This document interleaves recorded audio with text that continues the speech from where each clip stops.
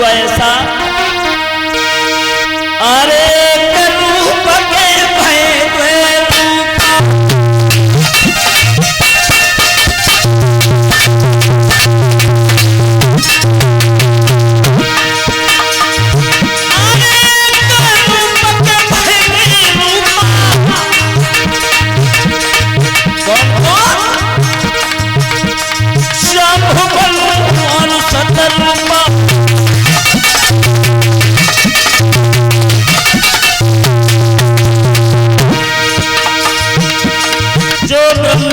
शरीर बीच से चटको,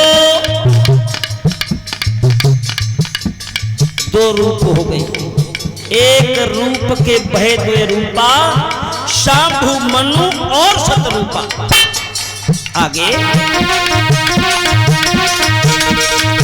अरे ऐसी कलम व्यासनी मारी, एक पुरुष एक है नारी।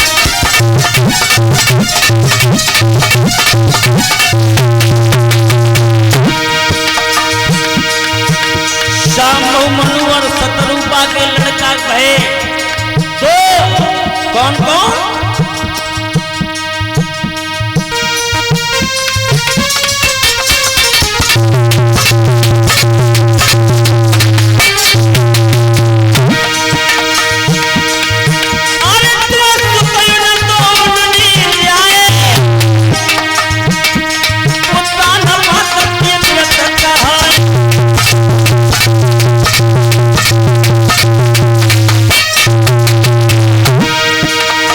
मनु शतरूपा के लड़का वह दो कौन कौन?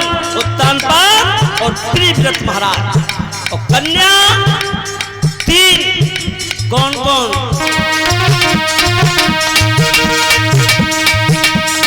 देवहूति जननी परशुति, दीदी को नाम धरो आप।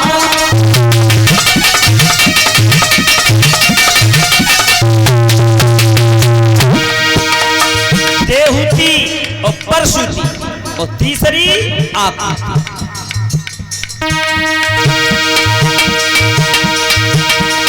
देवहूति करदम ब्याही, परशुति नहीं बच्ची कहाई।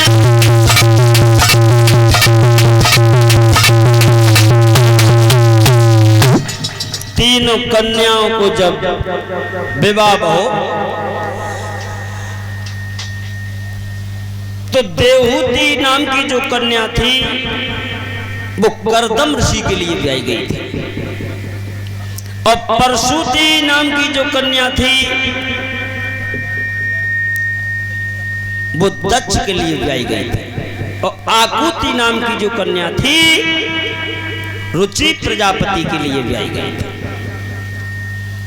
अब परशुति नाम की कन्या थी जो दक्ष को ब्याई गई थी, उनके आंगन में कन्या भई 60। परीक्षित महाराज, परशुति नाम की जो कन्या थी जो दक्ष के लिए ब्याई गई थी, उनके आंगन में 60 कन्या भई। आज का ऊपर 4 कन्या है जाए तो बड़ी परेशानी है। 60 कन्याओं को जब बंटवारो हो, 27 लड़की चंद्रमा को दे दी और 13 कन्या कश्यप महात्मा को दे दी। 4 लड़की धर्म को दे दी, और जो एक सती नाम की कन्या थी वो भोले बाबा को भी आई गई, और बची सुप्रचिता को दे दी। सती नाम की कन्या जो भोले बाबा के लिए ब्याई गई, श्री सुखदेव जी समझाने लगे हैं राजन परीक्षित, 88,000 ऋषियों ने सवाल कर दिया कि प्रभु अब हम ये जानना चाहते हैं कि सती जैसी मैया का भोले बाबा ने त्याग क्यों कर दिया है? सती जैसी मैया का भोले बाबा ने परित्याग क्यों किया? तो श्री सुखदेव जी समझाने लगे हैं राजन परीक्षित। एक बार भोले बाबा और सती मैया कुंभ के मेला से लौट रहे। उस समय सीता की चोरी हो चुकी थी। भगवान श्री राम और शेष अवतारी लक्ष्मण वन वन में घूम रहे थे, सीता की तलाश कर रहे थे। तो भोले बाबा सती मैया जब थक गई तो भोले बाबा ने कही गए भैया थोड़ो आराम कर ले। एक वृक्ष के नीचे बैठ गए। भोले बाबा की नजर पड़ी भगवान श्री राम और शेषावतारी लक्ष्मण दोनों भैया जंगल में घूम रहे। पेड़न की जेट भर भर के पूछते हैं कहीं मैं सीता देखी? पक्षियों से पूछते हैं कहीं मेरी सीता देखी? जो भोले बाबा की नजर भगवान श्री राम के ऊपर पड़ी, प्रणाम किया, प्रणाम किया। सती की नजर पड़ गई। भोले बाबा पे जवाब दो बाबा, मैं तो अब तक यही जानते रही कि तुम्हारी शरीर के ऊपर बुढ़ापा है, लेकिन वो जो आज मालूम पड़ी है तुम्हारी तो बुद्धि बूढ़ी है। भोले बाबा बोले क्यों? कि तुम तो बड़ा जा संसार में कोई है जाके ले प्रणाम करता। भोले बाबा बोले सती बिल्कुल पागल हो गई। क्यों? साक्षात ब्रह्म नर लीला दर्शा रहा है जंगल में। ब्रह्म कहाँ है? ब्रह्म देख वो सामने। सती कहने लगी बाबा मुझे तो आज मालूम पड़ी है, जिन्हें ब्रह्म बता रहे हो हैं? सुनो,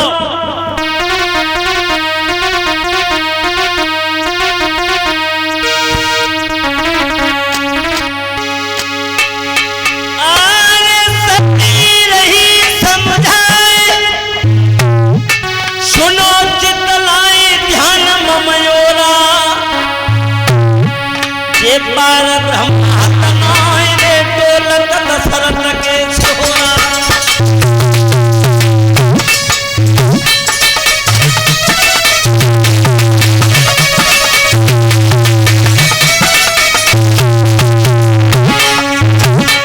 बाबा जे कौन ब्रह्मना है दशरथ के लड़का है राम और लक्ष्मण हैं, और तुम्हें ब्रह्म बता रहे हो। अगर ब्रह्म होते तो इन्हें मालूम ना है कि रावण चुरा के ले गया सीता को। ये पेड़ बोलते हैं, ये पक्षी बोलते हैं। भोले बाबा समझा रहे हैं सती मान जाओ, मान जाओ। लेकिन सती बोली सुनो ऐसे नहीं मानूंगी। बोली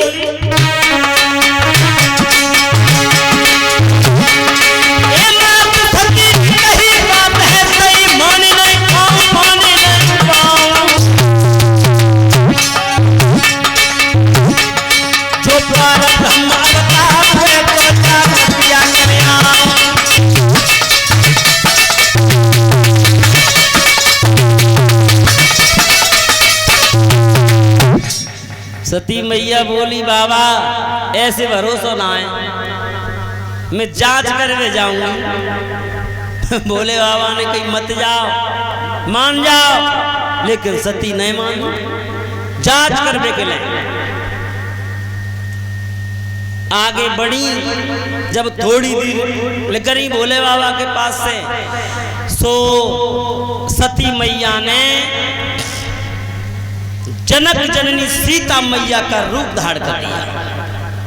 सीता मैया का रूप धारण करने के बाद जब राम और लक्ष्मण के सामने पहुंची तो लक्ष्मण तो चक्कर उठाए गए कि हमारे भैया इनकी तलाश में डोल रहे हैं, और जे जाने कहां थे मुस्कात वहीं चली आ रही। लेकिन लक्ष्मण को बोलने का मौका ही नहीं दिया। भगवान श्री राम ने कही सती मैया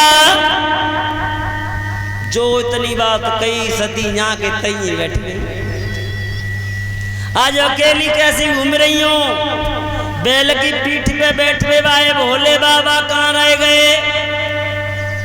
सती ने कही वाकई में सही बात है बाबा की, जो ब्रह्म ही है? मालूम ना पड़ी कहाँ गई और कैसे लौटी आई। उन्हीं पान भोले बाबा के पास आए गए। भोले बाबा ने की सती हाँ कर आई जांच। एक बाबा ले मैंने कहा जांच करी है। कछु सुनो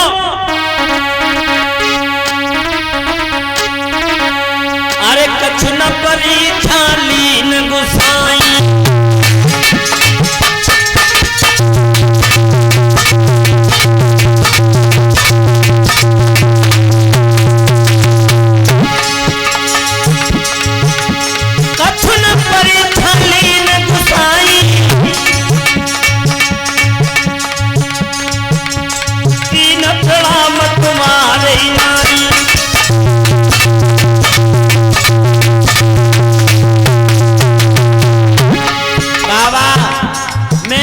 जांचना करी ना, जैसे तुमने प्रणाम ना करी तैसे मैं करे आई। अंतर इतना है कि तुमने ने के दूर से कर ली तो मैंने के पास करे आई हो जाएगी। लेकिन भोले बाबा के कान में शब्द आ रहा है आकाश से कि बाबा सफेद झूठ बोल रही है सती मैया।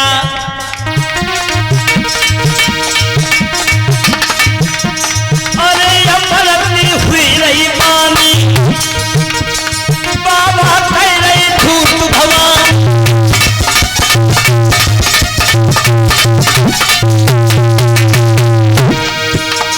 कान में शब्द आ रहा है बाबा सफेद झूठ बोल रही है सती मैया।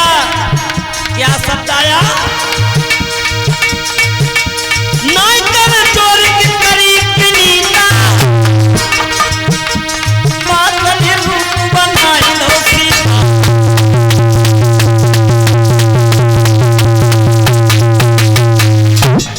भोले बाबा के कान में शब्द आया कि बाबा सती मैया बिल्कुल झूठ बोल रही है ना। सती मैया ने जगत जननी सीता मैया का रूप धारण किया है।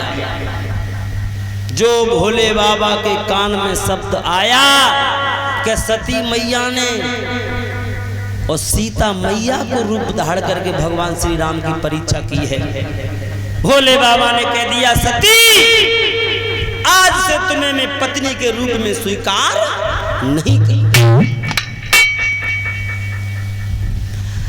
आज से तुम्हें पत्नी के रूप में स्वीकार नहीं करूंगा।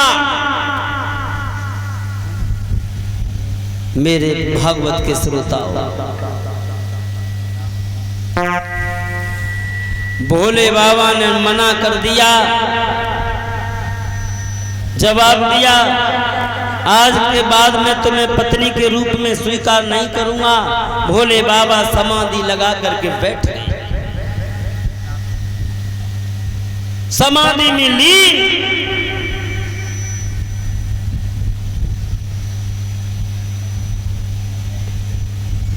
अब सती मैया विचार कर रही हैं कि अच्छी जांच करी और परीक्षित महाराज 1-2 साल नहीं बल्कि 87,000 वर्ष तक समाधि में बैठे रहे भोले बाबा, लेकिन सती मैया ने साथ नहीं छोड़ी। भोले बाबा की समाधि कब खुली?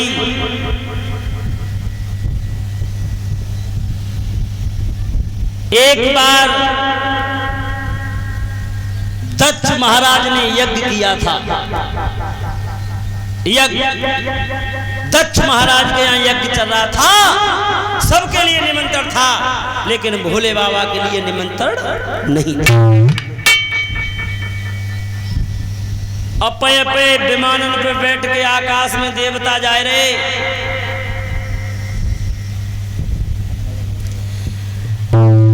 भोले बाबा की जब समाधि खुली, सती मैया सामने आई, जवाब दो बाबा।